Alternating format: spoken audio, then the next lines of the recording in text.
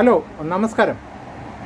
ഒരു പൂർണ്ണ ആരോഗ്യവാൻ ഒരു ദിവസം അദ്ദേഹത്തിൻ്റെ ആരോഗ്യത്തിന് അത്യാവശ്യമായ ഉപ്പിൻ്റെ അളവ് എന്ന് പറഞ്ഞാൽ 5 ഗ്രാമിനകത്താണ്.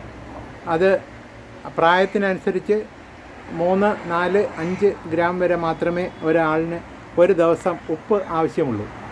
അധികം ഉപ്പ് കഴിച്ചാലുള്ള പ്രശ്നമെന്ന് വെച്ചാൽ നമ്മുടെ ശരീരത്തെ പല ബയോകെമിക്കൽ ആക്ടിവിറ്റീസും ഒക്കെ നടക്കുന്നത് ഓസ്മോസിസ്, ഡിഫ്യൂഷൻ ഇത്യാദി കാര്യങ്ങളാലാണ്. അതുപോലെ തന്നെ സോഡിയം പൊട്ടാസ്യം പമ്പ് എന്ന് പറയുന്ന ഒരു മെക്കാനിസം നമ്മുടെ ശരീരത്ത് ഉണ്ടാകുന്നുണ്ട്. നമ്മുടെ ശരീരത്ത് ചില അവയവങ്ങളുടെ പ്രവർത്തനത്തിന് ഈ സോഡിയം പൊട്ടാസ്യം പമ്പിൻ്റെ ബാലൻസിങ് വളരെ അത്യാവശ്യമാണ്.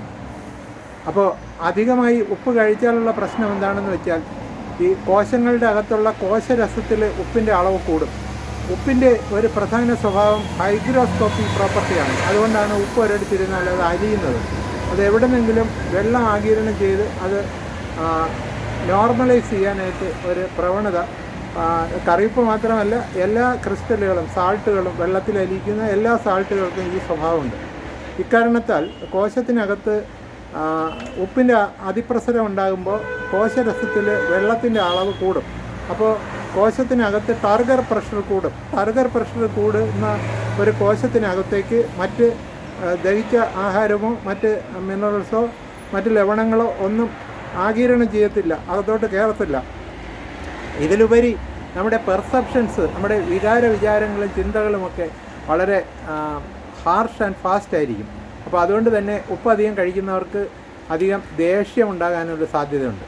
അതുപോലെ ഉപ്പ് BP മാത്രമല്ല നേരിട്ട് ബാധിക്കുന്നത്, ശ്വാസകോശ സംബന്ധമായ അസുഖങ്ങളും കിഡ്നി സംബന്ധമായ അസുഖങ്ങളും ത്വക്ക് രോഗ സംബന്ധിയായ അസുഖങ്ങളും ഹൃദയാരോഗ്യത്തെ പോലെ തന്നെ ഉപ്പ് പ്രതികൂലമായി ബാധിക്കും. അമിതമായി ഉപ്പ് കഴിക്കാതിരിക്കുക. നമുക്ക് ഉപ്പ് കഴിക്കാതിരുന്നാൽ തന്നെ നമ്മുടെ മണ്ണിൽ ഒരുപാട് ഉപ്പ് സാന്നിധ്യമുണ്ട്. നമ്മൾ കഴിക്കുന്ന പച്ചക്കറിയിലും തേങ്ങയിലും മാങ്ങയിലും ചക്കയിലും എല്ലാം ഉപ്പിൻ്റെ സാന്നിധ്യമുണ്ട്. നമ്മൾ ഉപ്പ് അധികമായി കഴിച്ച് നമ്മുടെ രുചിമുകളങ്ങൾ അതിനെ പെർസെപ്ഷന് അതീതമായി വരാത്തത് കൊണ്ട് നമുക്കത് ഫീൽ ചെയ്യാത്തതാണ്.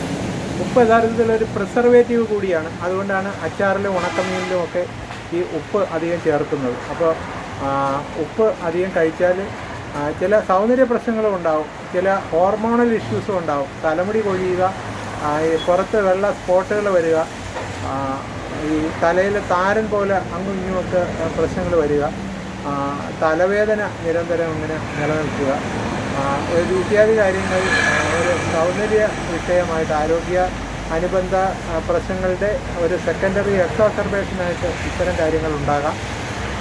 ഇതിലുപരി തന്നെ നമ്മുടെ തൈറോയിഡിൻ്റെ ആരോഗ്യവും മറ്റ് ഓവുലേഷൻ്റെ സെമൻ്റെ കൗണ്ട് ഇത്തരം കാര്യങ്ങളിലെല്ലാം ഉപ്പ് പ്രതികൂലമായി ബാധിക്കാറുണ്ട്, അമിതമായ ഉപ്പിൻ്റെ ഉപയോഗം. ഇതിലുപരി നമ്മുടെ ഈ ഉപ്പിൽ അയഡിൻ എന്ന് പറയുന്ന ഒരു സൂക്ഷ്മമാത്രാ മൂലകം ചേർത്ത് മാത്രമേ ഉപ്പ് ഇന്ന് നമ്മുടെ രാജ്യത്ത് മാർക്കറ്റ് ചെയ്യാൻ നിർവാഹമുള്ളൂ. അപ്പോൾ ഈ ഉപ്പ് അമിതമായിട്ട് കഴിക്കുന്നതിനോടൊപ്പം തന്നെ ഈ മൈക്രോ ന്യൂട്രിയൻ്റ് ആയിട്ടുള്ള അയഡിൻ അധികം കഴിക്കുന്നത് ഇൻഫെർട്ടിലിറ്റി ഉൾപ്പെടെയുള്ള പല കാര്യങ്ങൾക്കും വരുത്തും എന്നുള്ളതാണ് പരമാർത്ഥം.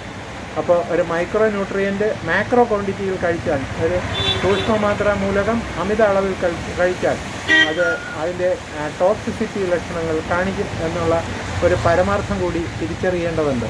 അപ്പോൾ ഉപ്പ് അധികം കഴിക്കാതിരിക്കുമല്ലോ. അച്ചാറും പപ്പടവും ഇല്ലെങ്കിൽ ഭക്ഷണമില്ല, ജീവിതമില്ല, വായ്ക്കു രുചിയില്ല എന്ന് പറയുന്നവർ ഇക്കാര്യം കൂടി കരുതുമല്ലോ.